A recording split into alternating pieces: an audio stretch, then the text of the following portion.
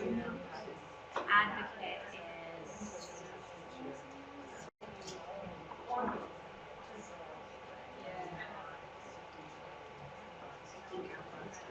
No, I'm an oral processor. I walk My in, I parents- say my things, and I Yeah. walk out, and Nikki's like, yeah, and so that's something that I do. I'm like, I understand that your child is an oral processor. The key is just getting them to orally process in a place where they're not rushing anybody else and starting conversations. yes. I hear you. The advocate is helping them, not only helping them navigate through things, but advocating for them when they don't have the Yes. Yeah. So, Oh my gosh. So take about 30 seconds to finish up conversations. Yes.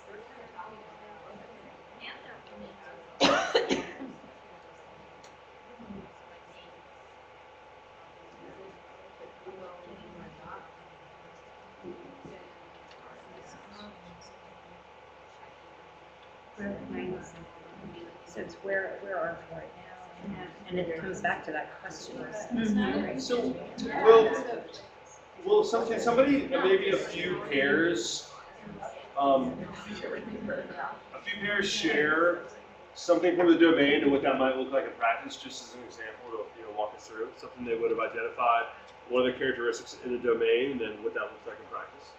Anybody mind sharing? Yeah, Teresa. So the whole idea of growth mindset falls under models of commitment to personal and professional growth, but also the instructional coach and the commitment and responsibilities. They span. Yeah, so there's lots of overlap. But what that looks like is it comes back down to that whole idea of questioning, rather than questioning and listening, and that process of, and then the continual reflection. I ask these questions, here were the openings. This is what they said they needed. This is what it turns out they needed. How can we address that better next time? So it's the thing about that I think mentoring and coaching, what it comes down to is it's not something that's static. It's a truly dynamic process that both there's got to be a give and take. So I hear two real specifics: questioning, or more. Questioning, actual time to meet and talk. So we got this notion that there's actually time to meet and talk, right? There's actually the conversation is not about telling; it's about questioning and discussion, right? And then there's also consistency I hear coming out. So it's not just happening in October; it's happening in November. It's happening in early January. You're meeting and doing these things on a consistent basis. So three real practical oriented things that have to happen around this idea of growth mindset, right? Because you have to do it consistently. We know habits. Think about forming habits. It takes a long time to form habits, right? I still have some that I'm not very good at, right? So another example from something in the framework that you identified, know what that looks like in practice. We're willing to share. Yeah, communicating hope. I love it. Yeah.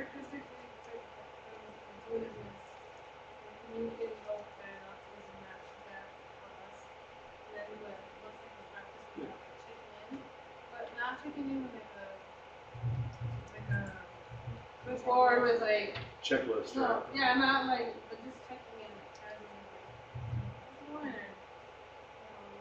What are you struggling with? Yeah, How was your day? What went well today? yeah, like you actually care. Yeah, so demonstrating some ethics of care, right? And saying I care about you as a teacher and as a person. I think that's really big.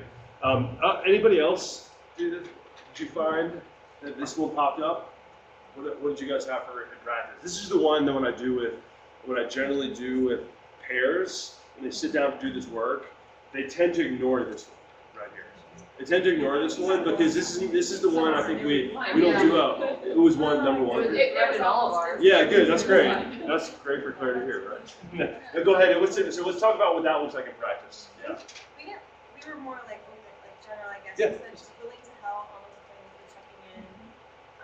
Right. In practice, I'm thinking of like, at the beginning of the year, maybe, having the mentee and the mentor, like the mentors helping the mentee set up their room. We'll talk about that. They're not Totally, even right? talking about practice. It's just, where do you want me to hang this poster because I Right. need to in the butt for you right now. Yeah, right. And so that's this notion of I'm responsible for helping you get going, and also structurally, it might be a little bit of organization workshop with the homework bins, because it actually matters as far as routine, right? So that would work. Yeah. Well, so- under number 6, I said, hey, we were talking about positive, being positive, and I said, not just regarding the job, but celebrating small victories. Being Yes. a first-year teacher, Totally. that they feel down in what was it, December, October, November, Yeah. December, and that is the time of year to say, but you did this. Like celebrating, we sometimes, and I guess maybe I'm guilty of it, I won't project that on you, but, great lesson, but there are two people that weren't paying attention, and that bums you out. But I forget about the other 27 who are doing really great work, right? I'm a little skewed on how things went, right? So actually celebrating. Yeah, and also as a mentor, I would add, as a mentor, like, why'd you get into teaching? Why'd you get into teaching? Because you love teaching, you love schools, you like children, I love the day-to-day, I love the flexibility, I love the change. Really sharing that work with, we don't celebrate enough while we teach, and we don't celebrate enough all the good stuff that happens because we hear so many negative things. But, I have people in my office all the time who go, my mentor told me to leave. She said it was a terrible job, and I should not be a student teacher. I'm like, wow, you're 14 weeks into student teaching, graduate in a month, and suddenly they're in my office like, I want to do something different. Part of it was because their cooperating teacher, their mentor in that situation, was doing the complete opposite. Was telling them how bad the profession was and how poorly paid they were and how unfair everything was, which they're realities, right? Remember advocates of the practical, right? Oh, Like, and it's all That's a- over social media. Yeah, and right. How you should not bother to be a teacher. You should do all of these other things and be in education. So that's they're part up of, against that. so back to the gatekeepers, that's Yeah. part of our work is keeping them in, right? Again, right back to the beginning, recruitment and retention, keeping them here. Fighters of the practical, look, it's real. We have regulations. We're not going to fishbowl where everybody's like, look, we have a problem overseas. It's because of teachers. Like, there's something happening in Mexico. It's because of teachers. Right? Yeah. That's practical. That's what's happening. But at the same time, y'all are all here, and I'm still in education for a particular reason. And pretty passionate. We want to do what we want to do. So I think that's really important because people leave, and instructional, like not feeling schools as a home and being a career is definitely an area where people leave. I have 2 new teachers in my social studies department that I help with. We're a technology school, so it's intimidating for those new teachers when they come in to find new cool ways to use technology. Yeah. So each time they develop something and they've taken that risk, I celebrate it like crazy. I use it in my class if they share it with me, and I see that really help. Definitely. Faculty meeting, you stand up and go, you know what? I want to stand up and share something with Stephanie, a brand new teacher at our school. You guys should have seen the amazing activity she did with some of her students, right? Suddenly it's like, I know she's going to do that. That's awesome. Makes me feel great, right? I feel honored. I feel like people value my work, right? That's just simple ways to do that at a department meeting, at a whole school, tell the principal, shoot an email, like Ash has been doing amazing stuff. You should really check her out. Simple stuff like that, yeah. So good example. I actually have the opposite happening. We have 2 new hires this school year that are coming from the business world into education because they're seeing the impact that they can make Sure. on the whole from just being a teacher. And so that was really, really enlightening to see that Yeah. there are people from the outside universe who are looking in and saying, okay, this is what's happening with me now. How can I make that better? And they're going into education thinking that they can facilitate change there. Right. Which is positive in a way, right? It's positive they're about facilitating change. But again, sometimes the reality to the idealism and understanding what happens in schools day to day is something to have to definitely navigate. But that is a role, right? That's this notion of developing and understanding where they're at. That is one of the hardest things to do. I always say is watching someone teach and being okay with the train wreck, because you're like, whoa, wait a second, I'm not going to jump in and save them. I'm actually going to let you fall and stumble a little bit because that's where you're at, right? And that's an important growth spot, right? So I think being okay with that, but it's hard. Doing it with the student teacher and the cooperating teacher, letting the experienced teacher, I'm like, you just let them train wreck. Your students aren't going to go off a cliff, right? Because they missed that particular point. Let it happen. So again, using this as a guide for conversation for your own work, we were going to do something with it up here, but in lieu of time, we're going to kind of move forward. But using this, this is nice to even have up, I know some schools, I was at one up in Brighton 27J, and they have a professional development room where they hold all their PD. It's a training room, and they have all this information up. Having these up visible as roles in the school, right? Things you'd be focused on, right? When you see them all the time, sometimes we start to internalize them in addition to chatting about them. So let's go to this. We're going to look at support even more specifically. So what you guys started to notice this, but what else stands out to you about this in your work as mentors? Like what else? How else is this useful or meaningful when you see it? Even though it should be phases of teachers. I think we're all veteran teachers a little different. I don't know. You know what I mean? We know what's coming in November. We don't get as disillusioned. You know, like we know that students struggle. Yeah. And we'll come over to something. I feel like we showed this to our new teachers, but I also feel like we do the exact opposite of what we should do. So in October and November, we're providing like really intense kind of workshops or whatever. Yep. Or maybe we should switch things around and do the lighter ones there, where there's not so much like instructional. Like we feel like we need to put that there because it's the beginning of the school year. Yep. But they're so bogged down at that point, so it's just hard to decide where to put those around. It's a great question that you bring up to a group of people and say, hey, what do you think? Because logically, it's like being in school, we need to like get everybody on board with these 17 ELL strategies. And you're like, wow, that's overwhelming, right? I don't even know who my students are. I'm new to school. So that's a good conversation point to start questioning how we front load trainings and support. Where's the best place to put it? Because I don't think as, again, starting programs, sustain them, we don't put a lot of thought to that. We're used to what? You come back and you have 3 PD days, a week of PD, and you can sit in meetings nonstop. That's all right. I mean, tell me that's a different experience you've had. We do it at the university. I'm like, why are we meeting about this? We've got a whole year together. Like, can we just like come back and slowly go in instead of spending the first week in meetings constantly? Here's Stephanie. I developed our mentor things based on this. Yeah, So okay. October and November, we're dealing with difficult parents. At a charter school, it's Yep. a very different world. Sure. Our parents are in our cases. Yeah. So dealing with that, so I changed the themes based on that. But also Perfect. then took surveys. I'm kind of just talking to people. If I saw that did was really well, then I changed the theme. Yep.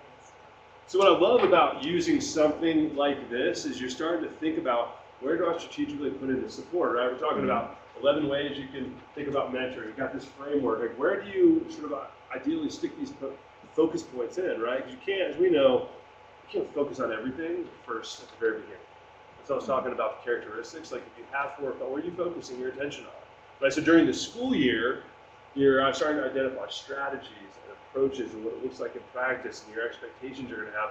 But where do you put them in and when do you emphasize different pieces, right? Because reflection here doesn't tend to work as much, right? Because you haven't experienced the ups and downs as much, and you don't. Someone mentioned earlier, I don't know what I don't know. So coming in, what do you need? I don't know yet, right? Students haven't been here yet. But it's a common thing. We sit down and be like, okay, tell me everything you need for the year.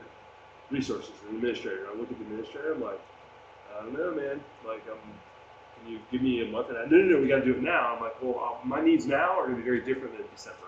I guarantee you that. Yeah. Also, I was looking at some things online where, like, at the beginning of the year, you want these great, like, TVs that are like, oh, no, we're gonna do all these amazing things. Then you don't have any follow-up. So teachers are like, what happened to all these Yep. new plans that we're gonna do? Yep. And then teachers start to be like, no, it's all about data, it's all about the university. It's just maybe we could better like mention like you start off strong and you know keep the support strong. Yep. At the beginning of the year, like ask them, what do you need? What do you need? Next day they don't know, and then don't ask them because they didn't talk. Right, consistent support, right? So it's a good example. We've all experienced it. We don't have to talk about it. Where we get something and then there's no follow-up. We've all experienced that. What happens? It just falls flat. So again, upfronting everything about mentoring the first 3 weeks and then not touching it again until the next fall. And be like, hey, how was it? Not going to yield much for you, but consistent touches. I always say. I say this with students in advising too. Like the more touches they have with the institution, the more comfortable they feel with asking questions and getting involved, right? It's a big thing at our university is we've historically done a bad job of advising because we don't touch students in meaningful ways in a sort of metaphorical sense.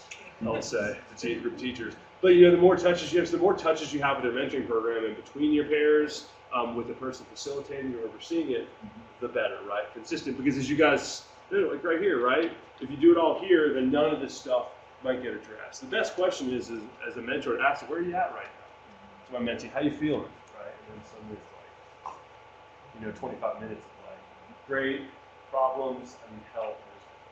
So let's turn, I want to, turn this back here. This is weird for a front. So when you were starting as a teacher, I think this is helpful to do this with a lot of teachers, because once they realize what they needed, what did you need? What was most beneficial when you started? Yeah. So my first year of teaching was awful and horrible. I'm not teaching in some school, but it was just awful. My mentor teacher was fabulous. She kept a supply of Puffs Plus in her classroom just for me, and every day after school I went and cried for 45 minutes. I'm not kidding. And she just let me talk it out. And so there was a lot of emotion with it, because you go into it thinking I should know all the things, but I'm being told I don't know all the things. Why don't I know all the things? Yeah. And the kids aren't doing, and it's that cycle of reflection for the oral processor comes out that way. Yeah. So I can hear themes coming out, listening, reflection, right? I mean, listening's hard for teachers. They're used to being kind of all day long, right? Other things that were different. Remember those first years? It was a while ago. What worked well for you? Having some sort of a resource to look at to guide. So guidance, so like literally curriculum. Yeah. My savior, my first year of teaching, was I had to find out I was teaching for 3 days before school started, and I had 2 or 3 crafts with somebody who would give me materials. So I didn't have to start from zero. I eventually got, second semester could adopt, but when I needed that first week, I see the photocopy and be like, we're doing this, I know what's happening, and that's what, I don't like the activity, but we're doing it, right? So curriculum is just materials, right? And that's where parents will struggle with this thing. because we're building so much. Because there's maybe one teacher in the subject area, or there's turnover, right? So, a way to think about it over here, located, thinking about, right, we're talking about sustainable programs, we were talking earlier about how to bring bigger groups together, but if you have a partner charter school, or 2 to 3 that you can bring together to start collaborating a little more, right? Because you have one such teacher, you have 2 that were within a mile and a half of each other, and sort of making those connections. And again, there's some territory issues, right? We charter schools competing in a way, but really, ultimately it would benefit people to work together, particularly. But I know that's a problem when you're like people. We have a student graduate program who just got a job at charter school. She's the only middle school. And all the program we talk about support, colleagues, and mentors, and using other resources. She's like, it's a new charter school, and I'm the 7th grade teacher, and there's never been a 7th grade teacher. Well, and here's the thing: we live in a time now, and it wasn't the case when I just started. But we live in a time now where it doesn't necessarily mean that your support is next door, or it's a mile and a half away, or it's even in the same city. The internet. Yep. I mean, I've belonged to several teacher groups via Facebook. So you're talking again as a mentor. You're talking like as a new teacher. Really? What are you talking about? And you're like, whoa, you've never done a teaching channel. Or have you ever done this? It's just like as a new teacher, they don't know that. You've heard of the National Council of Teachers of English, right? In secondary. Whoa, what are you talking about? What? Right? You're doing it, right? They don't. You know this from experience, but being direct, explicit is really important. These seem logical to us, but we don't do it because it's not like I'm doing this today. I'm going to tell you about these websites. I'm going to take you there on the computer. We're going to talk about it, right? As a network. So that is true. But I think there is some value as you guys think about developing these programs to bring more people in as a English speaker. Yeah. What you need. Yeah, for me, like we already talked about this earlier, but what you said earlier, like the I think for me, like not telling them everything we did wrong. And I didn't have a mentor the first year, but I did have one later on. She would set like one long-term goal and then a couple of quick fixes. And she'd be like, okay, so next week I'm going to come back. The quick fixes I should be able to see, but she wasn't expecting to see that long-term goal quite yet. And I think that helped me like feel successful immediately. Also giving me some Right.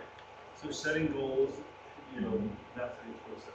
Yeah. I always say to people, like, teachers are like, I want to do this. I'm like, I've always set reasonable goals if you have a chance to do it, right? I mean, it's true. I want all my kids to do this and that. I'm like, well, let's be practical about reading level, and that's probably not feasible, but what can we do so we can measure, like, how well how well you got towards moving to your goal. Supportive feedback, I heard, right? So we know we can always point out what you didn't do well. But really, it's hard to do because you're watching, you're like, literally, if you're used to going to classrooms, like I am, I'll sit down as a supervisor, I'll go in, and I have to very consciously say, I'm going to do this for a few minutes, I'm going to do this for a few minutes.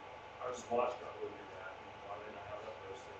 This is chaotic, but it's really easy to do that, but this is much harder to identify things that people do really well, and build on those, and then making mistakes. You can't make mistakes every day, all day. So about improvement, but I think you have to have space to say it's okay to do that. That's where the non-evaluator comes into play. Because I don't like to make mistakes in front of the person who's going to be deciding my best. I use Margina's framework that asks how is the teacher doing this, so you actually get to find positive ways instead of the teacher is not doing Yeah, so framing and I love filling that out and making it to the framing teacher. and how. Well, and I think within that framework too, what our administrator does is she asks a lot of questions, and for a lot of teachers, it's, oh, you're questioning my practice, but it's really not. It's just it's a way to get you to reflect upon why did you do what you did, because clearly you had a purpose. Yeah. But And I think really to pull out using a framework, I'm going to give you a tool that is more generalized tool to think about how to do it using Colorado teacher quality standards. But I think using a framework is important because if you come in, I'm like, what are we talking about today? We're going to talk about how to go in and how to set up an observation cycle. But if you don't have a common document, common language, because Stephanie showed this Marzado's thing she's talking about, and we have a common language about instruction. We come in, I say, Stephanie, can you watch our indicators 4, 7, and 9? And she says, I'll do that. I'm going to look at indicator 4 or indicator 5, right? And so you have some common language, but when I just come in with a notebook, I sit, like, what am I watching, right? I mean, literally, I have this huge issue. It's like, what am I watching? Because we know, like, watch scores are thousands, but you want to focus on those things. You can't do everything in class. Get some people's beliefs. You can't go into a classroom in 30 minutes and see everything about teachers. Right? So I think that common framework is important. If you don't have that, then you don't have common language in the school about improved practice. And to mentor someone, you're too big because you're in everything. You gotta have set critical settings of goals. Anything else you needed is really helpful besides trades. Yeah. You have training, right? Directions to the boss bar. So speaking of frameworks, I like things that fit in a box and there's a procedure, and that sometimes is overlooked is how do I get copies made? How do I never just those procedural type stuff. So that if you go back to those 11 ways, or looking back up at the high performance framework, like this is school procedures and policies. How does it all lay out, right? And that I ignore faculty that come out of school ed, and boy, there's stuff they have to deal with questions. Sometimes, really. Then I'm like, sure, I'll help you. Like, what other questions do you have, right? Because it really shuts them down, it makes them feel stupid, and creates a weird. I think if you don't know that the school procedures are sure it makes you start, like you said, shutting down. You close yourself in your room. You do what you know you can do, and not take any risks. And I always say procedures, policies, and practices. And sometimes policies are one thing, but actual practice in the school is like, oh, you know what? I know that's written in the guidelines, but this is how we do it, right? It's important to know because, as we know, a lot of times practice norms sometimes have the upper hand on actual real policies. It's like that culture. Yeah. Culture. So knowing the culture, right? Yeah. So I think asking this question was most beneficial to all your teachers, but also to that relationship is really important, right? So let's look at, so if you think I'm on the right thing, I switched something. Another way to think about your support, right? And you guys, if I was to categorize, you nailed it. If you think about like domains of support, you think about, this is a Marzano piece as well. So I draw the look fors around effective mentors I showed you. That's a Marzano thing. I like Marzano. They do some good work around mentoring. This is a Marzano thing as well. And I think about breaking what types of support are needed into institutional, instructional, physical, start of school support, or emotional support, right? That came up first, emotional support. We forget about that. How you feeling? Do you need to cry? I cried as a first year teacher. I was like, I can't believe that happened, right? I mean, it's emotional, right? Men don't tend to cry, but they're crying inside. They just can't like, but I think emotional support's important. So looking at this, and this is, Marzano came, they have a next webinar, and I got you the link to it. You can still check out the webinar about supporting being teachers, where they talk about these 4 domains. And so with your partner, the thing to do, I want you to do, is to go through these kind of quickly, but in 2 ways. One, to say, mark it with a number 1 if you think this is really easy to do. I always call those low-hanging fruit type thing. Stuff that takes little time, is really easy to do. And then mark with number 2 the things that are a little more difficult, that are going to take a longer time throughout the year, right? So we'll kind of walk through those with your partner.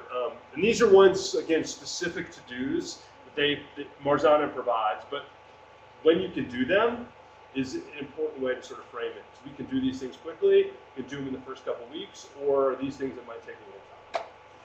So 1 equals equal. Sure. Equals equals. Yeah. Or it takes a in depth. long- In depth, yeah. Yes. Okay. So giving it to the building. Yeah, Friday, that's definitely first day of one. school, because you can do them both at the same time. Yeah. I would see, for me, describing an average day, I would probably go into a little bit more depth, and so I might choose about a 2. But that's just I'm just thinking of the schedule. yeah. Teachers identifying how to prepare for students in the district. Help initiate communication. Yes. Build those up. And the next one is just find out. Do you mind if we just No, find we out can the find all the ones. I'm good with that. Engage in activities conducted to validate the teacher's views. Send encouraging messages. Yeah, that's a lot. Because you can start doing that at the beginning. And let's support from other teachers who insight. Celebrate success. Yeah. Well, today. Hey, that's awesome. Establish consistent times and meetings. I think that's probably a 2.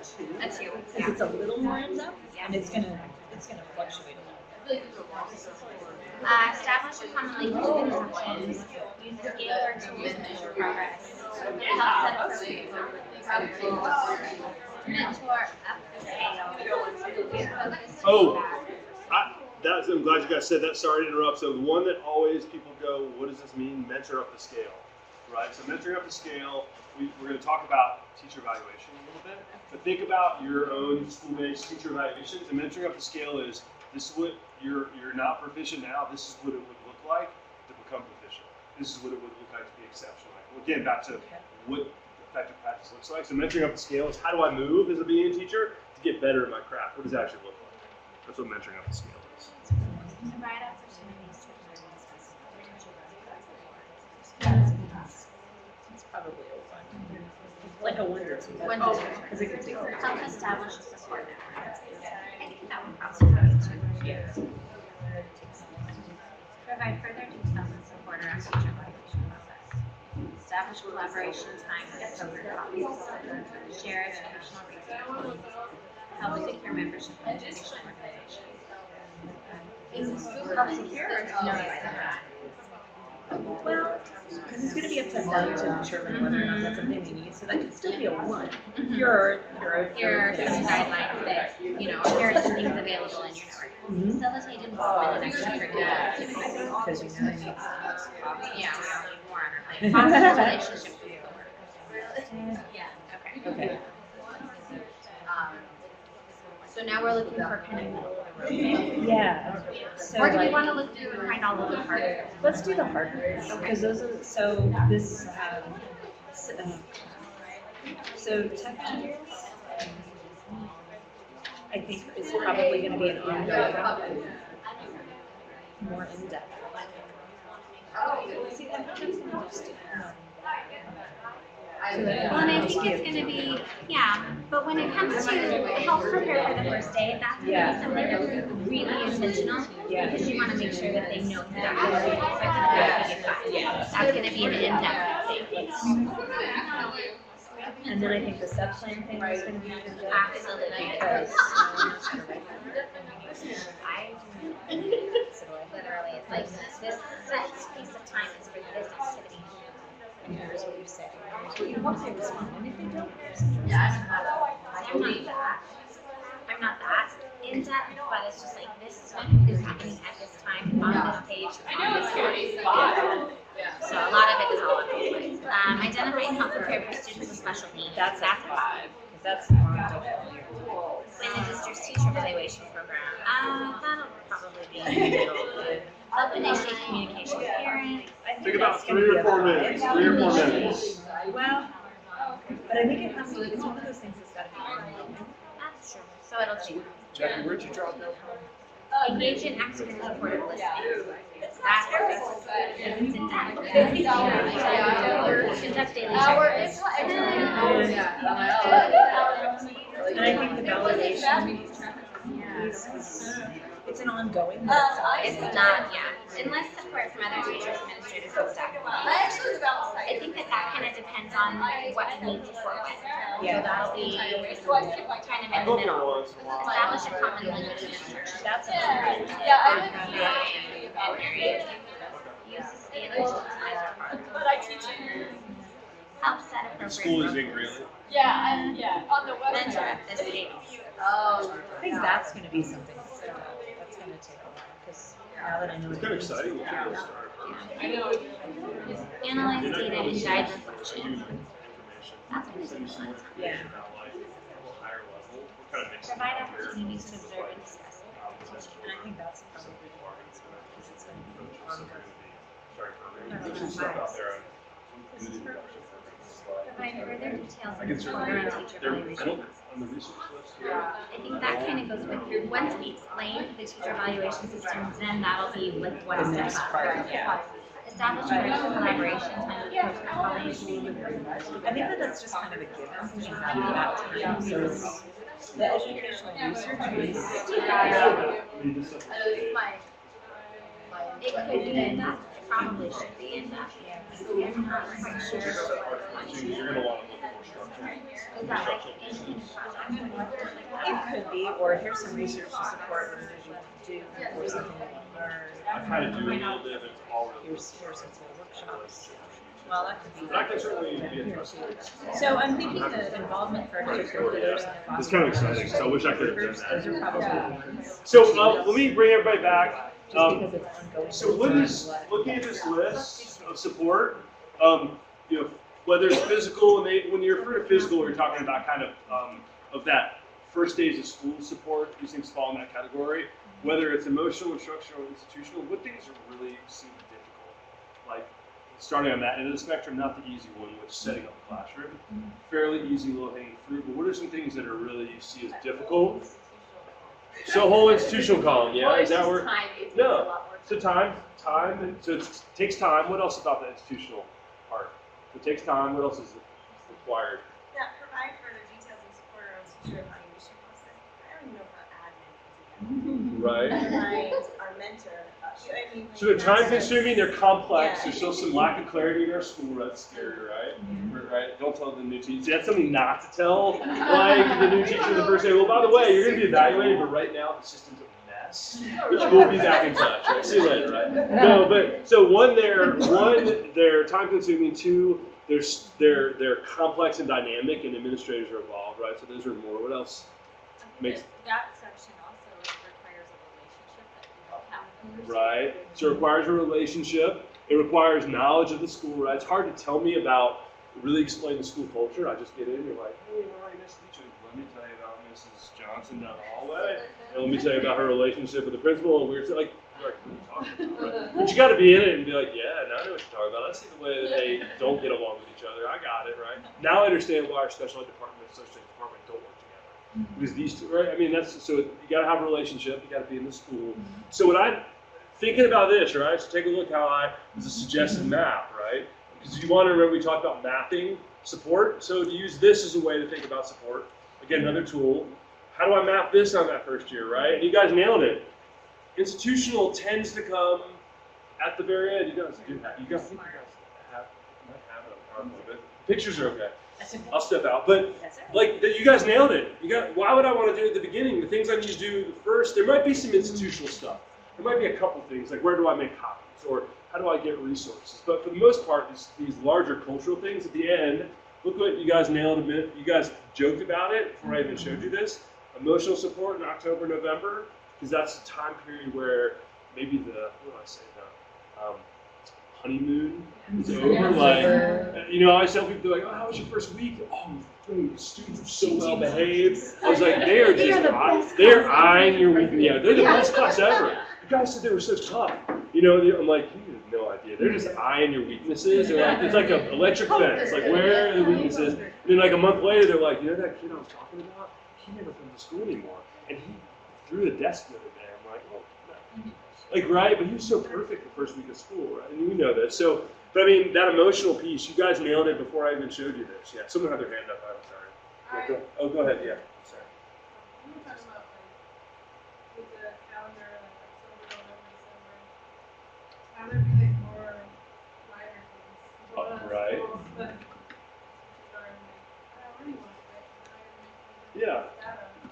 So for me, the support that I found most beneficial as a first-year teacher, particularly around those times where it's dark at like 3:30 and I walk out and you're like, dang, I got in here when it was dark. And, you know, but it was social, honestly, it was social time where I could be with my colleagues and I didn't have to talk about school, or we joked about school, or we joked about students. But yeah, it was just more social where I was able just to relax and get to know my colleagues. Oh, tell me about your experiences. Oh, you have 3 kids. That's awesome. What do they do? I mean, weirdly, getting to know them, you know, a little bit was a little more than them sitting every time like, let's look at your teacher evaluation.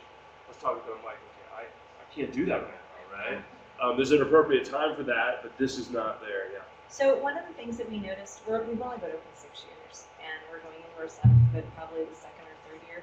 We looked at when kids and teachers needed to have a break, because we know that in November, there's really only 3 weeks of instruction, and in December, you're lucky if you get 2. Yep. So we decided to have just a real short break in October, because that's when the disillusionment with teachers really starts, but then October, November, December is when you have more time to think about all the stuff that's going wrong. It's true. And you're at home and you brought home 9,000 pounds of the things that you didn't get done because you've got, ooh, I have time. Or that's where you realize, wow, 35% of my kids are failing. Because you finally have time to look at all Yeah, because then you're like, wait a second, now I'm really depressed because I suck. You know, but that's not actually the case. And then there's this instructional piece where you start to be able to look at the data from a first semester and think about strengths and weaknesses and those things. I don't know those at the beginning, but I would argue as a veteran teacher, like, I still don't know some of this stuff as quickly as you would assume, right? I need some time to vet out the student to kind of figure out what's going on at home, what's going on with their family, what's going on in social services, why are they struggling? Let me talk to their middle school teacher. There's still things are happening, and that takes time because we're busy. So I mean, as a veteran teacher, for me, instructional change, while we do day-to-day stuff, right, you guys know, like, larger changes and things would happen a little later in the year for me at least. Well, it's because you've got more data. Yeah. And it's not. If that's what you're using, right? Yeah, or, you know, you've got a better handle on the kids. Yeah. But then, go ahead. that whole piece about, we taught the kids the last several weeks about cyclical patterns of change, and this is that same type of thing. Right. So you've got, how do I survive at school? Oh my God, I'm not surviving at school, help me get the Kleenex. Ooh, these are the things I can do to survive at school, and then what can I do next year to survive at school better? And let me figure out the school to use my resources better, because now I understand how things function. But there are some institutional things, right? I mean, school culture, you got to know that, look, you don't get to pick your classes. Like that's not how we do it here, right? That's a school culture thing that I think up front, that's helpful to know, right? But as far as like the ins and outs, day-to-day, how people function with each other, that takes a little more time, right? So there's some institutional things you could certainly, you know, do immediately, but sometimes the real meaningful engagement and research on best practice, for example, or on collaborative learning, you don't want to dump that first week. Hey, look, we do collaborative learning, PLCs, and project-based learning. It's great. Here's a binder. Get after it. You're like, what? I was just gonna say, we do a thing called Bread Box, Oh, everybody seems to have their own Yeah. version. We have them in Metro. and we Road do Road those in October, so there's a little bit of practice, like what's good practice, a Yeah. little of that sort of instruction piece, but it's presented in a really fun and kind of emotionally heartstring pulling way. You know, you get, I think it's like 5 minutes, and you get to come up, you stand up in front of your colleagues and tell a story or whatever. Yeah. We leave those in October going, oh, I can't wait for tomorrow. Yeah. Versus another PD. And then we sprinkle those throughout the year, and then they get more hardcore. You know, you have to sit in that little more towards the end of the year.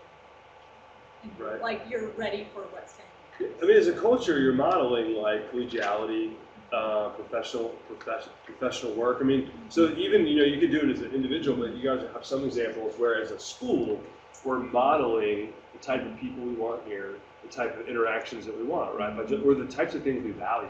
Yeah, like So I value sharing your ideas to all your colleagues, yeah, right? we have like a leadership, like the two cohorts that work, and that's kind of the Right. thread. So it's one way that you can show leadership is to do a talk. But as the teacher not doing a talk, it's so inspiring. It's so, We had one teacher that did a talk on how to address adopted kids, not address like directly, but when I'm teaching genetics and be very careful about how you say things. Right.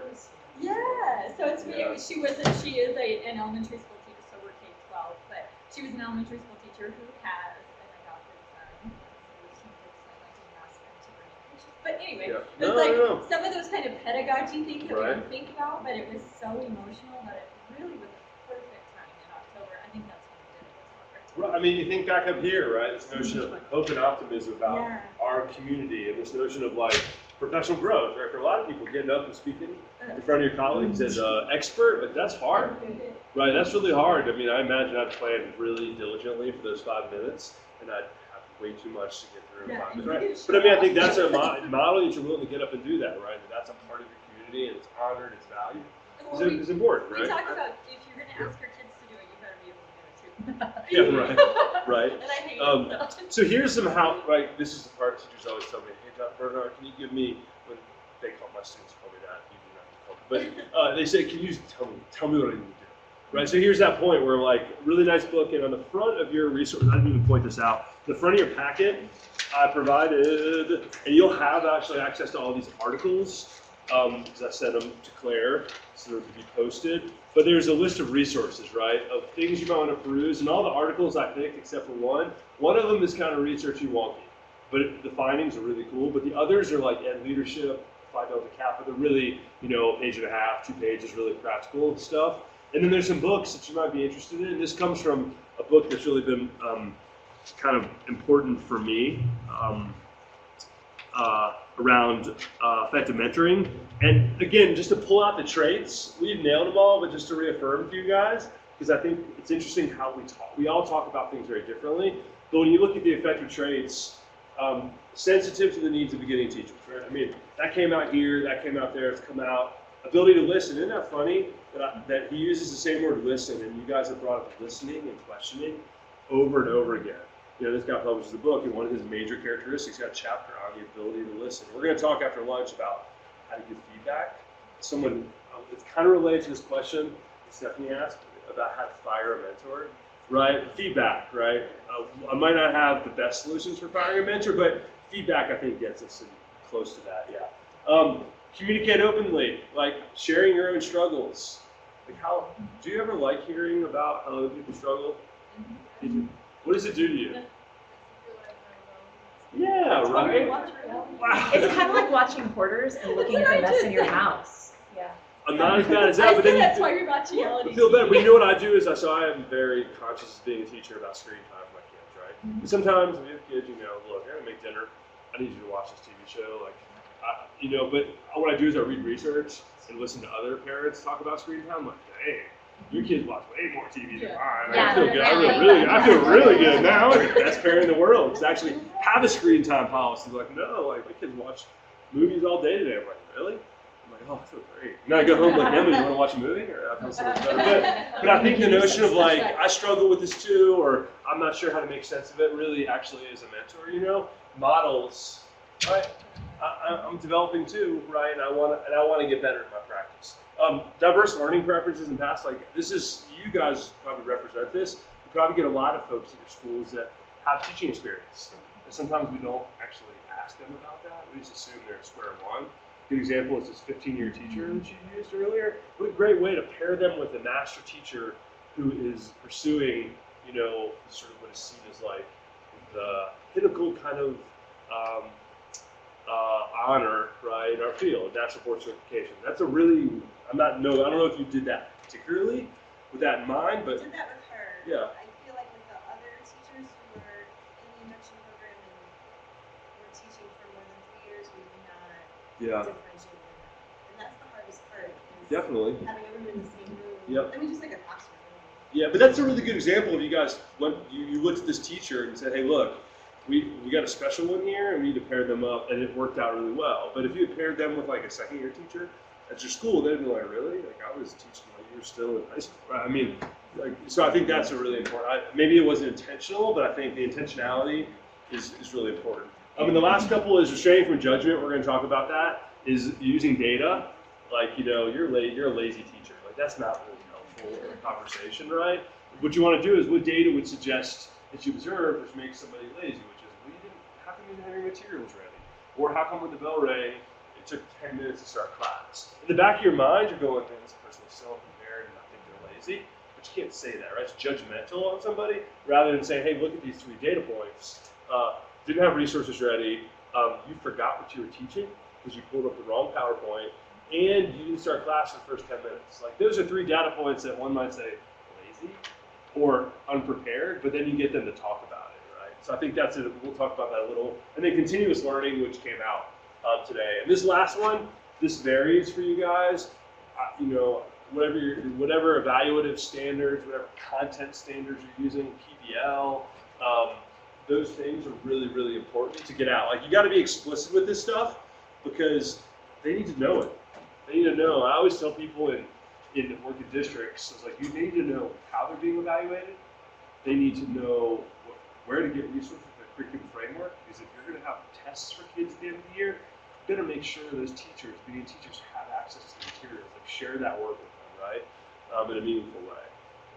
The last thing I would give you, I gave you your packet. We're not going to talk about it, but when you think about it, mentoring, like being that instructional coach, I'm not sure if you guys are familiar. Anybody familiar with the University of Michigan Teaching Works at all? Probably not. So there's School of Ed, really big University of Michigan. They have this research arm called Teaching Works, and all they do is they run webinars. They focus on what they call high leverage instructional practice. And what that means is their folks do tons of research on effective instructional strategies. And so I included them in here as a way, not because you need them, but because sometimes it's like, well, what do I want to model for somebody, or what do I want to talk about when I talk to instruction? They should be, I'm looking at the wrong packet here. So they start off right here, instructional mentoring right here, the high leverage practices. And I provided these with you because when you think about, we're going to get to the next step, which is how to create an observation cycle. Right? We're going to talk about that. Like, how do you actually do that? You need some like strategies, right? I always say teachers sometimes have a hard time identifying strategies, but asking a teacher, hey, look, I'm coming to your classroom and I want to see you leading the whole class discussion. I want to see you how you're eliciting student thinking, right? Be really specific. The best thing about Teaching Works is that they're really intentional about the language they use to describe instructional strategies. So there's 19 of them. I believe that was what it was, 19 of them, yeah. And so these are meant for you to use as a guide as we start the next point. But I think maybe we should, so we'll do 5 minutes more, we'll start this piece, and then we'll break for lunch. So so this is meant for you to use, like, I mean, as a teacher, I kind of use these things to make sure that I'm doing in my classroom. This doesn't mean if you do all 19, you're like the best teacher in the world. You're like, I don't do anything. Like, I do all 19 of these and I'm done.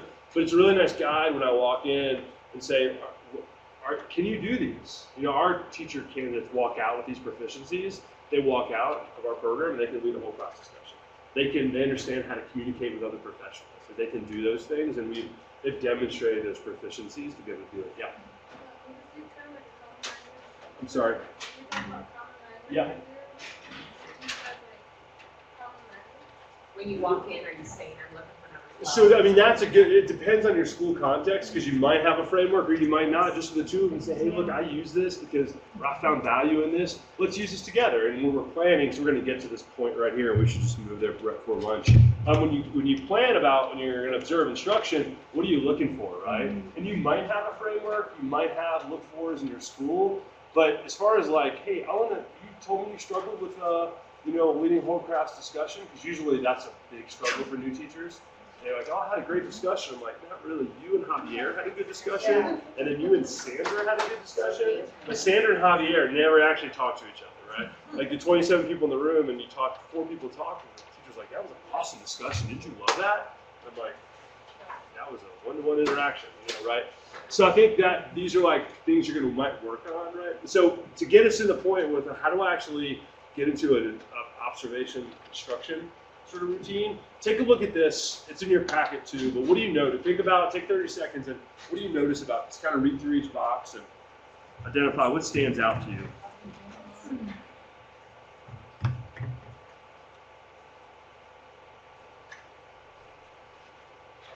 just think that if you don't have a trusting relationship, you can't really build anything. So you can't do anything without the trusting relationship. So that's essential, right? Makes sense because none of the other stuff works, right? If you don't trust, the trust is essential. That hasn't come out yet in our conversations about building trust. Really important. So I'm gonna add that here. I'm gonna add that here to. So I'm gonna add that building trust. It's hard to concentrate with that good smoke. Something smells really good. Okay, go ahead. Sorry. When planning lessons and units with the teachers, that requires more time than even just mentor-mentee meetings. So Right. I think what commonly happens is the teacher's planning those units or whatever with their team.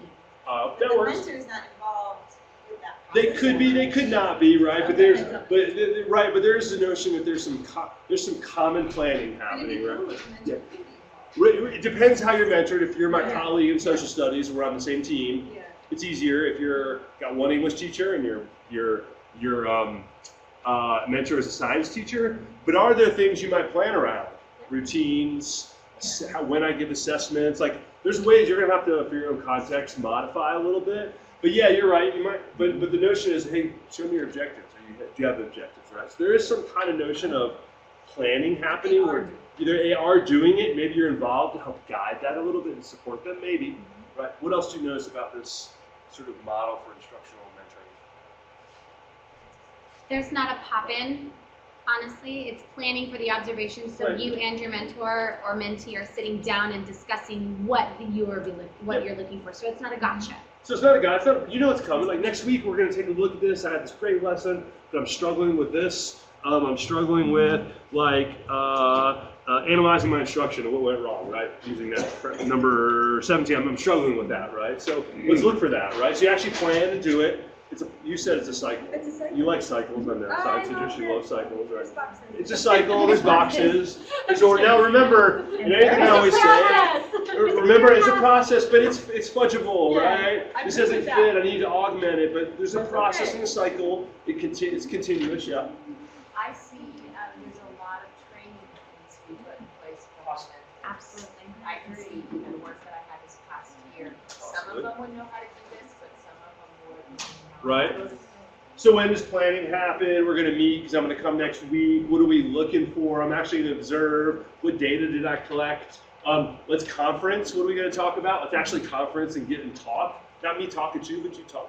We talk, converse, listen, and then we actually say what's next, right? What are we going to work on for next time, right? So yeah, but isn't that weird that we have to train on that? Doesn't that seem logical for teachers that we plan?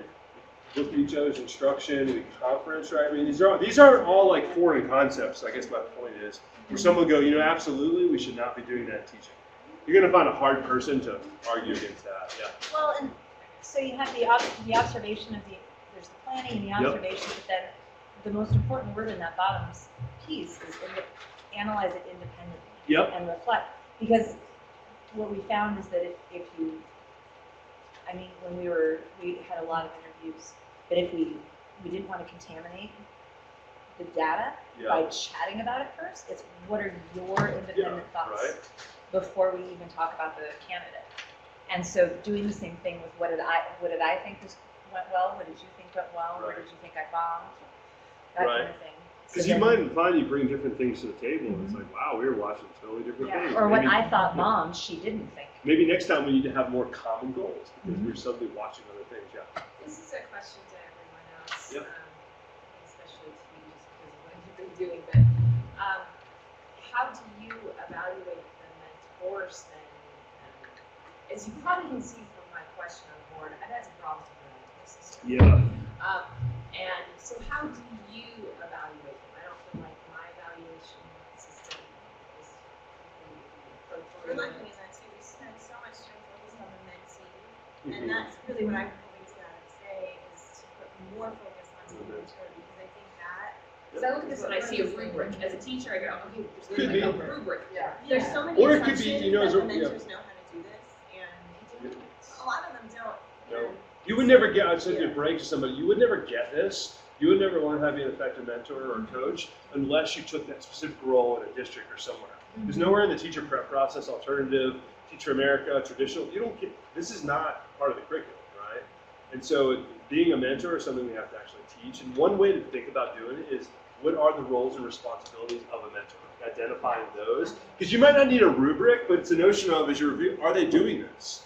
Like, are they actually looking at each other's practice? Well, I right? just thought, we meet with the mentors way less than we meet with the mentees, but putting this up in front of the mentors and just being like, so. How do you this do is that? what we're doing. But a question too I would point out is that, not so much I'm right on with you, this is what we're doing, but how are you going to do this, right? And so the next thing is this notion of like, how do you do this? Like, how do you make this work in your schedule? How do we make an observation routine actually work, right? It's like going through, it's like, well, let's look at a week. Like, how might you make that work? Because it's going to look different. You're like, well, I'm a science, I'm mentoring someone here. It's going to look different, so let's meet and just make sure you have lesson plans and you don't have questions about formative assessments, or you have classroom management questions. Let's talk about routines and those kind of things. So the real catch is like, it's hard. How are we in a conference? And if you don't have any off periods together, when are you going to talk? Yeah. Like, seriously, that's huge. That's simple. It's like, well, if conferencing about data that we both reflected is really important to say, you give me your feedback, I give you my perspective, what can we do differently to improve? If you don't have time to conference, this thing does not work. And suddenly, it's like, well, let's conference next month about it. And then Grace comes in the conference, I'm like, Grace, remember this? You're like, what are you talking about? Like, that was a month ago. It's like a kid with you grade an essay and you give it to them, like, grade it in November. They hand it to you in November and you give it to them in January. They're like, trash can, right? Or any assignment, right? So I think these are really important questions. And I think you could ask lots of questions, but I think for me, as a tidbit to give you, is about scheduling. Is there a time that you would co-plan if that is an important component, where you might at least get together to say, how can I support you in planning for instruction?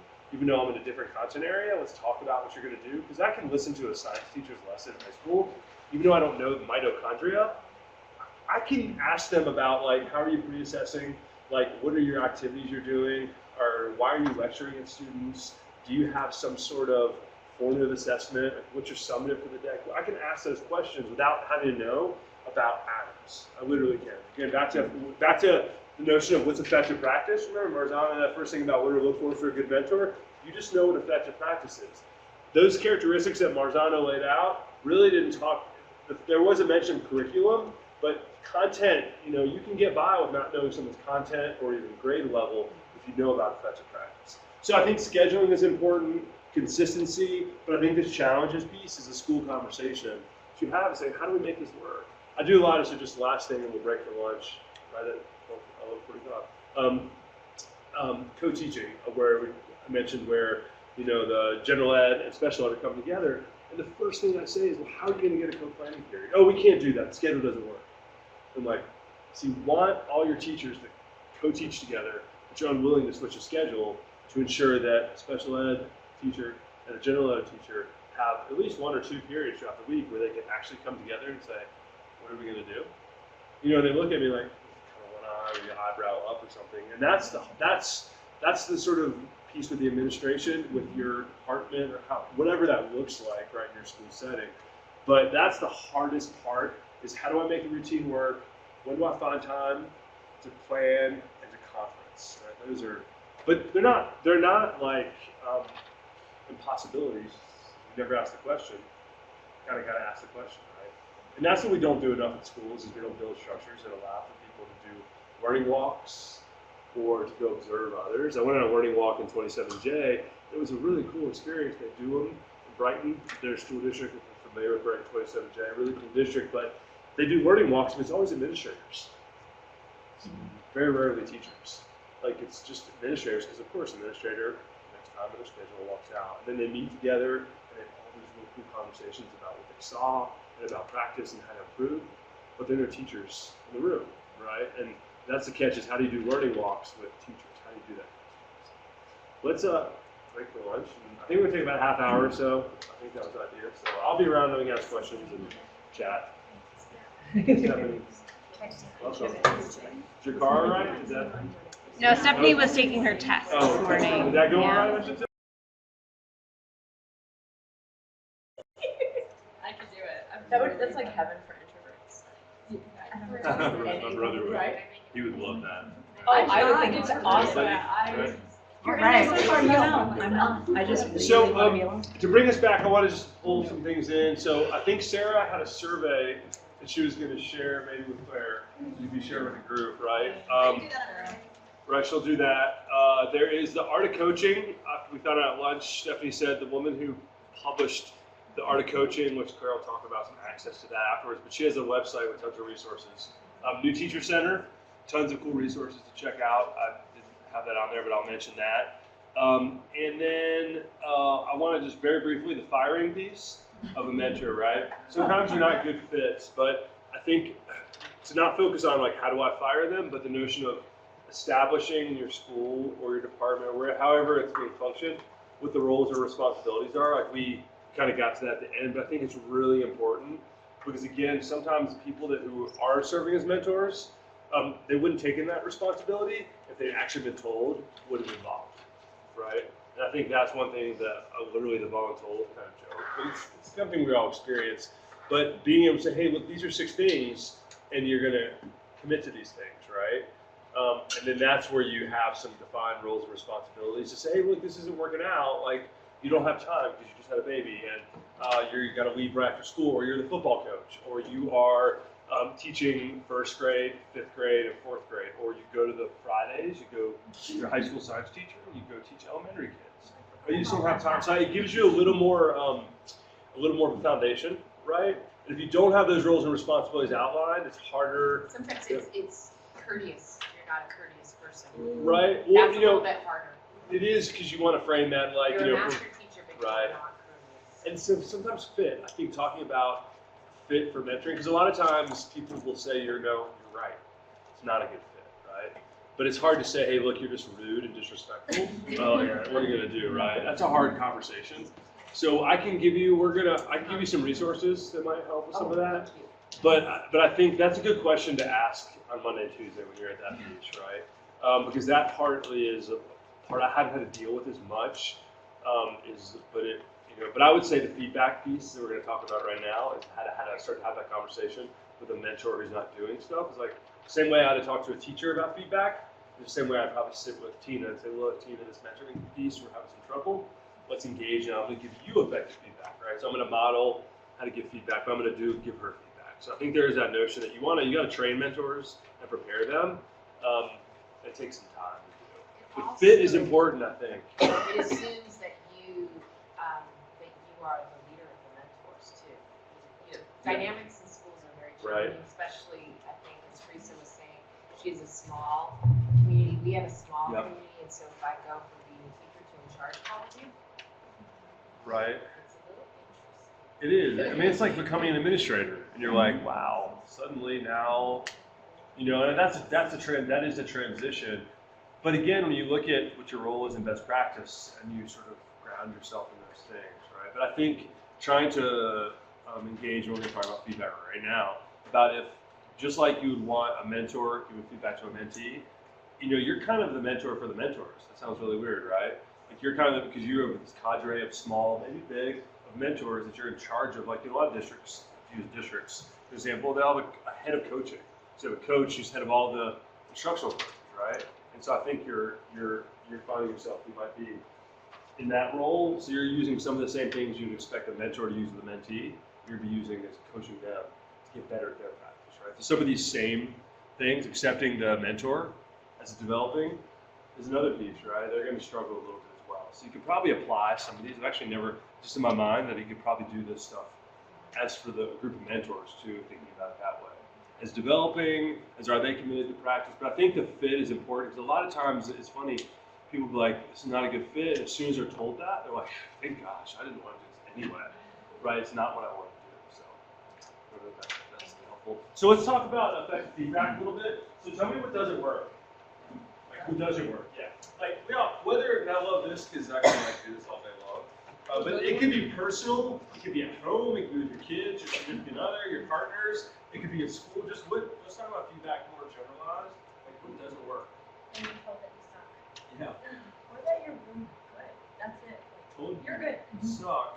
Okay, so talk This about is that. unspecific stuff. Right, So unspecific. it lacks what? It lacks specificity. That's what I want to get Big at. ones. Lacks specificity, right? Lacks specificity, right? Yeah.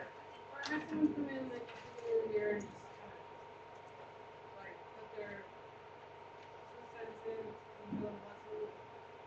Like, oh yeah, I'm giving a lesson during that lesson. And then also, and I'm like, yeah. So yeah. Like, you can't come in and just like go teach a lesson without talking. Yeah. Yeah, so how do we frame that in something that doesn't work? How do we frame that? So lack of not, was that? You don't butt in, or maybe lack of, don't understand the context, possibly?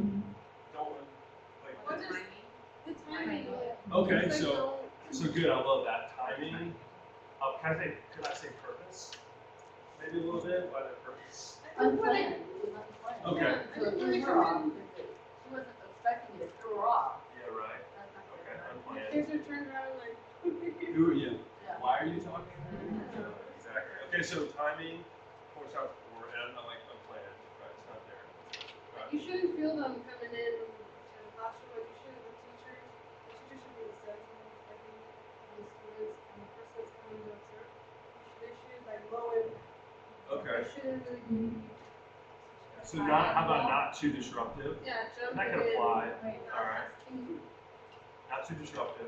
Sorry about that. See, I know that's all that. That's all some of your Uh-huh. right. Board is kind of a challenge. Students are like, what are you doing? What else? Is there anything teaching and personal life, right? All that stuff. Unsolicited. Right? Oh, by the way, do you know those clothes you're wearing? Or, oh, by the way, that lesson you taught, right? That's not what we focus on. That's how I Jazz. felt It's like that the day. jazz, Yeah, that's right? what I was thinking when you said it, it made it pop into my head. It was like, I didn't ask you to do that. By the way, your cake was really dry. But thank you, Karen. Yeah, I love that. No, but unsolicited, so you're focused on one thing in class and suddenly other things are being brought in and weren't maybe the focus or inappropriate. What about breaching confidentiality? Because there's an element of Yeah.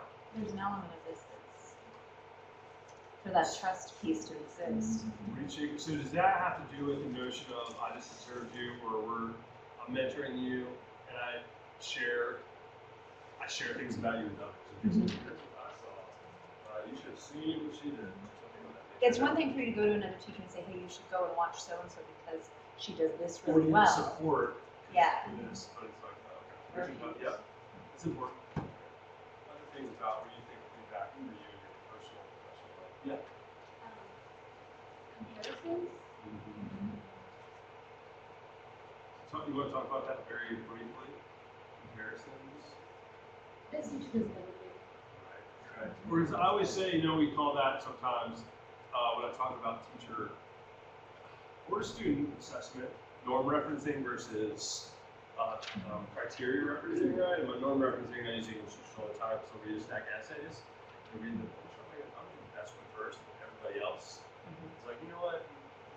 Your essay didn't say Sandy's versus a criteria, a rubric, right? So you have standards, you have something. That's why we talk about who we're focusing on.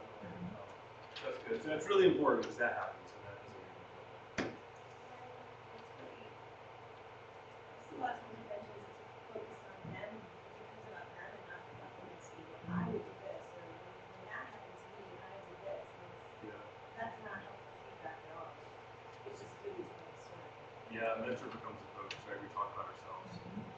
But wouldn't that be like just like out loud like this? Well, you know, sometimes like this word, or you could say like really crazy like this word. Yeah, it could be. Like Yeah, I mean, you ever be with you know people that all they do is talk about they always talk about themselves. They never once actually about your kids, your family. It's like, wow, no. So what if I come home and touch them? Personal thing, I'm like, oh, I didn't ask about us at all. Boy, do I know a lot about them, right? So I think your point makes sense. Like, I want to have you thought about this, but your point is like, it's not making it about you. It's about the support that you need. Or like this worked for me because you're trying to get suggestions. I mean, not that you have to. Or saying, how do you think it would look? How might it work if you group them differently? Right. So get back to your questioning. Right. So saying you should group them differently. What might that look like if you group them differently? And suddenly it's different. You just told me what to do versus like, I don't know. How might I group them? Well, what ways could you group them? And you start to go back in your head. Well, I could have done this. I could have done that. Right. Versus your guide. You remember back to that initial definition of mentoring. You're guiding, supporting, challenging. Yeah. Conflicting feedback. Yeah. So. One administrator or Yeah.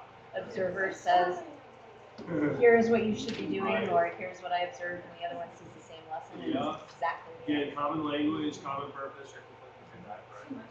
So too much, right? Too much, great, perfect. I always tell this when I work with beginning teachers, like when you give for anything, someone tells you, I would change this. Well, you know what? I'm out. I'm never gonna cook for you again, or I don't want to write for you, or I don't know what to focus on. Right? It's too much. It's like the red pens in there. Right? Okay, what's more? No. It's like here's 3 things. Focus on the rest, teachers. Focus on 4 through 10. Later on, but 1, 2, and 3. That's definitely. So what's now with your group, with your partner, your pair? What for you? What is important in getting effective feedback? What do we keep our mind on? If you're to pick like 2 or 3 central things you think are really important as takeaways for when you're giving feedback, right? Whether you're this is where we're at. Whether you're the mentor and you have your mentee, or whether you're the coach of the mentor, right? In this situation, right? What are 3 really important things for giving effective feedback that you think are essential, based on like what you know doesn't work, which is a lot. There's not a lot of experience with a not effective feedback. So again, I'll give you some specifics, but let's see if we can vet some of these out by, what is important for you. Say 3, your top 3 that you think are essential that you might go back and really integrate into your practice, based on your experience in those negative examples. Because those are all right on, and I think research supports all of them, in my experience. So that it's aligned with the bigger mission and vision. What's most important. So it's so focused.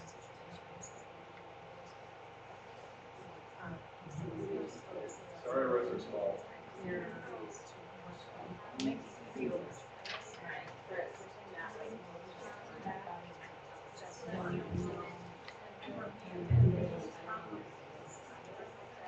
It makes me seem like it needs to be something that is specific, it's aligned, it has a, and then it's actionable.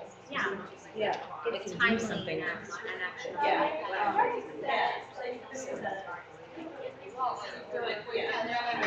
Something that doesn't require something I might be able to try or change tomorrow. Or fix tomorrow. Nothing that requires 14 days of training and classes. So it's smart. Yeah, pretty much. We just, that's the art.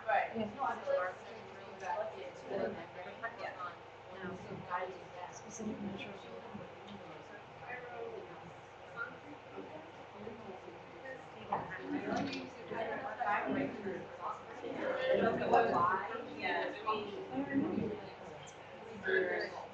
Clearly R was not important.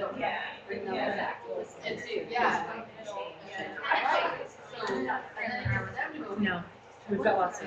We've got everything else. That's okay. I think Mar probably puts into one of these somewhere. We just chose not to use it. Think about 1 minute. 1 minute.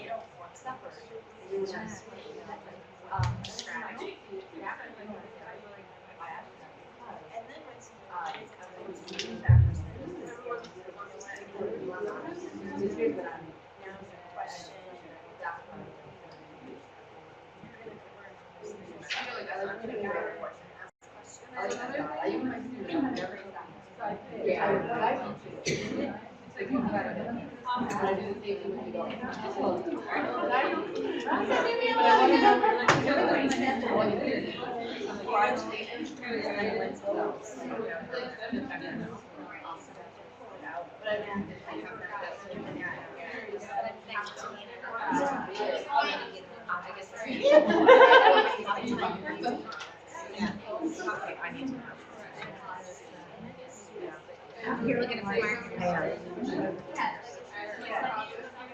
So to bring everybody back, I added something to our list that always comes up. I forgot to add up there about effective mentoring characteristics. Sense of intentionality, right? That I would say, I used to always say in everything intentionality in teaching, but in mentoring, even more so sometimes. That because I think with effective feedback, one of the things we're going to talk about briefly, you're going to get, being really intentional and thinking like, how do I do that? Am I doing these things, right? So I think when we give feedback, we are all over the board, and I would say my experience has been in schools is very much what you guys have outlined, because feedback sessions, feedback opportunities tend to be haphazard, they tend to be quick, they tend to be not planned out, they tend not to be continuous, they tend to be a walkthrough, and then you give some feedback, you're like, wait, you spent 12 minutes in my room, like, I did it at the 27th minute that you're talking about, right? And so I think intentionality around feedback is really important, because when we talked about, it was mentioned immediately about trusting relationship, right? About trust. Like, someone feeling okay with you telling them ways to improve and talking them through it is a really trusting component, right? You want someone to feel open to it. You want someone to feel engaged in it. And to do that, you gotta authentically be intentional with how you're giving feedback, why you're giving feedback, and those areas about feedback, right? So intentionality, I think, around this feedback piece, because remember, this whole area right here, this is all around feedback. Like, if you don't do this well, sharing data, talking about improvement, and then thinking about next steps, it doesn't, from experience, it doesn't go very well, right? Especially if there's someone's closing down on you. So what do we got? What are some things that really, for you, were like, the aha at the top, those big three that you want? Yeah. I was actually just talking and I said what I've always liked that I received, Uh-huh. that I feel like I'm like doing the adults that I work with is guiding and then finding out where they came from and letting them get to the answer. Yeah, love it, guiding. For the guiding conversation, awesome. And that came, to find a parallel over there and stop not being told what to do. Yeah, well, self-discovery, inquiry-based, right? We want our students in science class to be inquiry-based, right? Let them self-discover information, ideas. Or don't, same thing for me, I love it. Like, I'm much more tuned to somebody who does that. Yeah, Ashley. We talked about how it needs to be aligned with goals or missions Yeah. so that it's purposeful. Aligned with goals, so it's purposeful. Love it. Yep, because sometimes it starts to go in probably about 2 o'clock or 1:30 here too. You're like, whoa, it's one in, one out the other. But you know how it is. Constantly getting critiqued and feedback, sometimes you lose it, it's not focused. And this goal, right? We're setting goals, like we're picking what we're focusing on, right? So the feedback doesn't have to be about 27 things. It's because you and I identified last week 3 things I was going to work on. You came and watched me for 45 minutes, and those are the only 3 things we're talking about, right? But when you don't do this, it's like I've had to literally, someone come in and they sit and just watch me, and they try to give me feedback. I'm like, it doesn't work for me, right? So what else? Yeah. The person being observed should have some say in what they want feedback on. Right. So they should be able to pick one, maybe 2 things that they want you specifically looking for.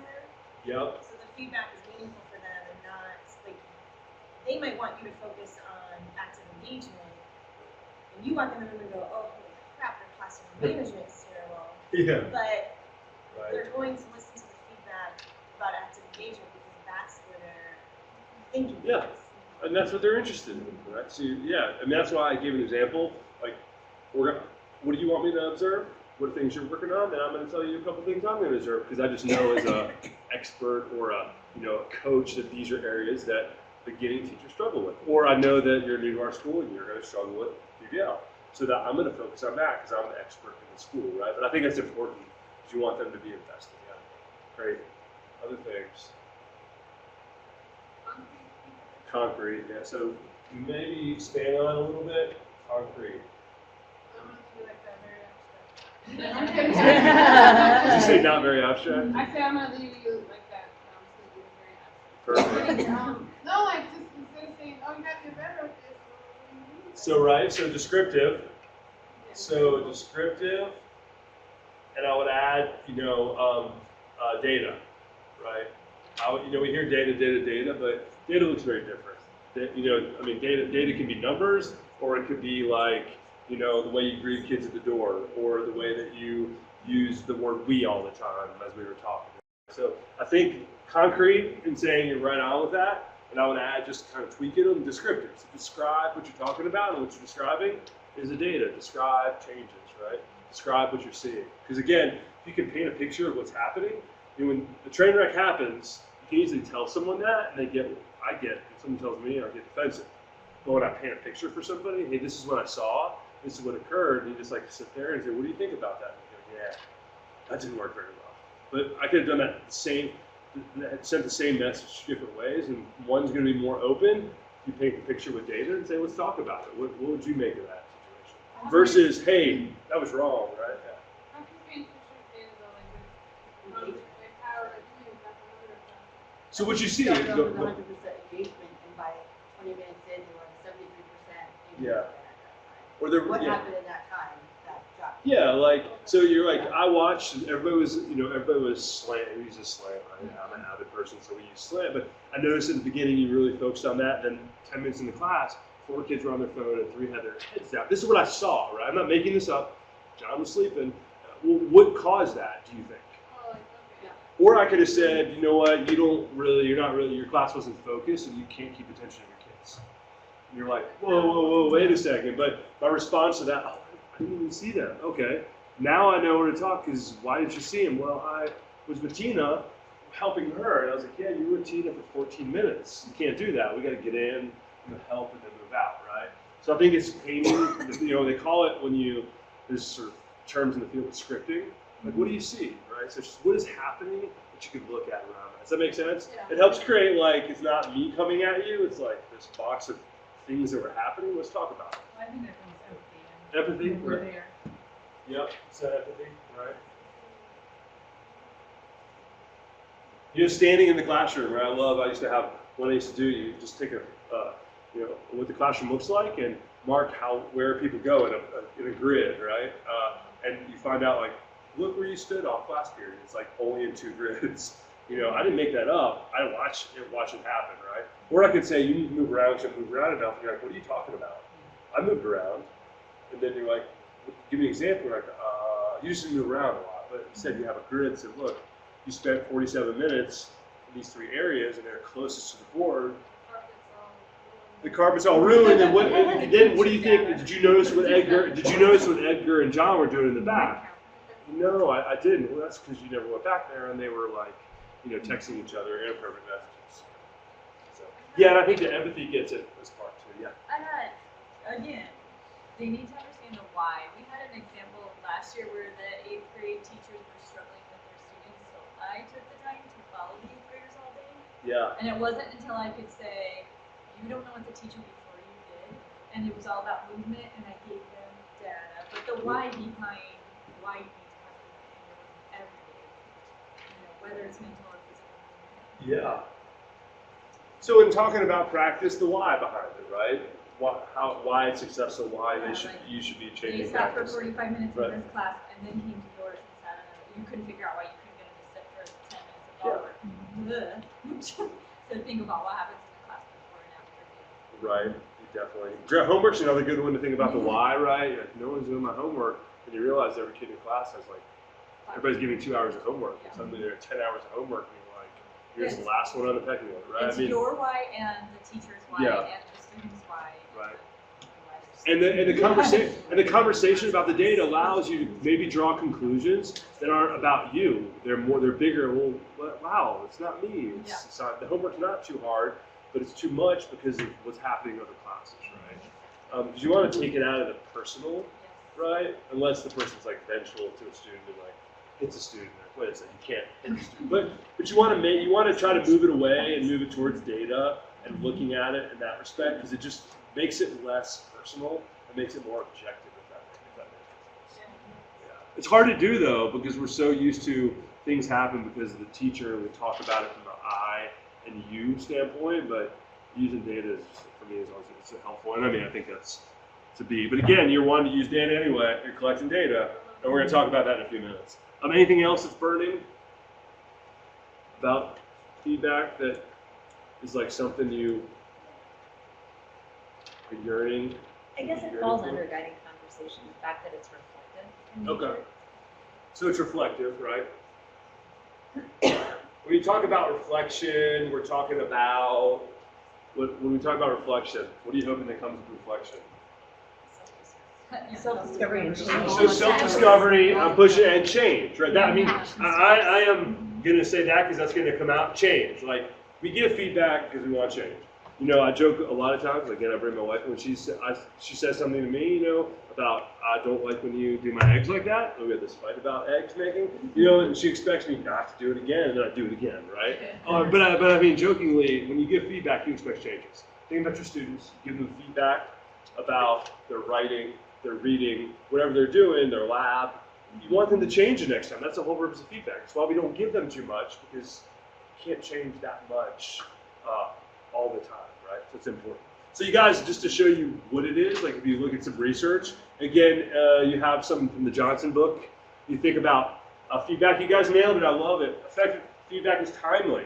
Like, what are you intended learning? You guys said, what is the goal, right? And I'm pulling from research here, right? Of just research in the field of teacher education and student assessment. Specific information and examples. You guys brought all that up, right? Observations rather than judging, we kind of talked about that earlier, occurs during the learning process. You can act, right? Feedback a month later, huh? Like, do what now? Like, what are you talking about? It doesn't work. That's why that cycle is so important. Because if you're going to give feedback, it's got to be close, because you guys are busy, and you know, we just forget things. And also, when we distance ourselves too far, we just don't remember the details, and it doesn't make enough sense. And plus, we can't change, you know? I can't make immediate changes. It doesn't do the thinking. You guys said that too, right? Guiding, prompting. If you have kids, or I have kids in here, you know, like, you don't, sometimes doing the thinking for them is not where it's at. It's not teaching them to actually come to any conclusions on their own. Because you really want teachers, people you're mentoring, to draw conclusions about the conversations you're having to then promote change. And the last thing, you said it already, limits corrective action, and it needs to lead to action, right? You can't change everything about yourself, right? You don't dress well, you don't take showers, you drive too fast, like you don't clean up after yourself. Well, you can't do all that. You know, I can deal with the shower thing and driving a little better, right? And then it's got to change action. That's ultimately, is that when you have these relationships, particularly around the mentor-mentee, the new teacher, particularly around instruction and becoming more effective, you want the instructional changes to actually happen. Right? If they're not doing formative assessments, you want them to start implementing them more. If they're not aligning with project-based learning, you want them doing it more. If they're not following like the developmental needs of 6-year-olds, you want them to be paying more attention to what those developmental needs are. Like you want them doing this stuff. And that's where you get in the cycle, right? You get back to what he's working for next time. You do this well. So we're going to keep working on this for the next week, for the next 2 weeks, for the next month, whatever it is, right? That's really important. So any questions just in your experiences or thoughts that you have? Good conversation for a mentor and a mentee. So if you're imagining you're running, kind of facilitating, or you're part of it, I mean, having that both come to some agreement to understand this is how we're going to give feedback to each other. And so, I mean, just as a guide, to say, look, we're going to use these 6 practices. We're going to do this. Or you know what? We're not doing this very well because when we meet conference, it's way outside the time when I can make any changes. You know, so I mean, these are all good check-in points too. When you think about, Sarah mentioned earlier about bringing people back together. So you do this kind of work to get people started. And then in December, you're like, hey, how are you guys doing? Are you guys following? You guys able to provide effective feedback? And people are like, no, you know, we don't really do this because we don't ever follow through. I mean, how many times does an administrator or principal do an evaluation or observation, tell you to improve, and they never come back to see you improve? I mean, right? What does that do for me? It's like, I don't need to listen to you, Bethany, because I know you're never going to come back to find out, right? So I think that's an important piece. So let's do a little case analysis. Let's look. So if you flip over the next page to essentially, it says 1 on there, but it's not really 1. When you guys have to deal with a difficult issue as a mentor, right? This is good for the coach of the coaches and the mentor. Like, the process to deal with a difficult situation is tough. Right? I definitely highly recommend using some case scenarios when you're trying to sort of norm this in your school. But I wanted to provide kind of a 4-step process and actually take a case, a real case that occurred in a school, and actually let's do it together. Like, let's read it. So we're going to read it individually, and then with your pair, actually walk through these questions to try to think about a difficult situation as a mentor, because that's the hardest thing. It gets at the firing thing a little bit, but you're a mentor and everything is smooth, everything's going well, we're meeting, we should have it doesn't go well. And now I'm a mentor, it's October, and the bleepy bleep hit the fan, right? Now I gotta have that hard conversation with my mentee because they're off the rails. How do you do it? What do you do?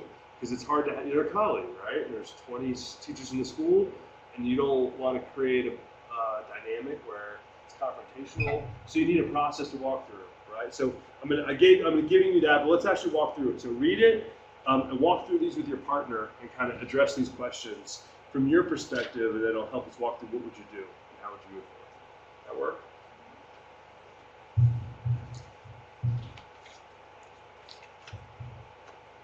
And it might seem familiar to somebody.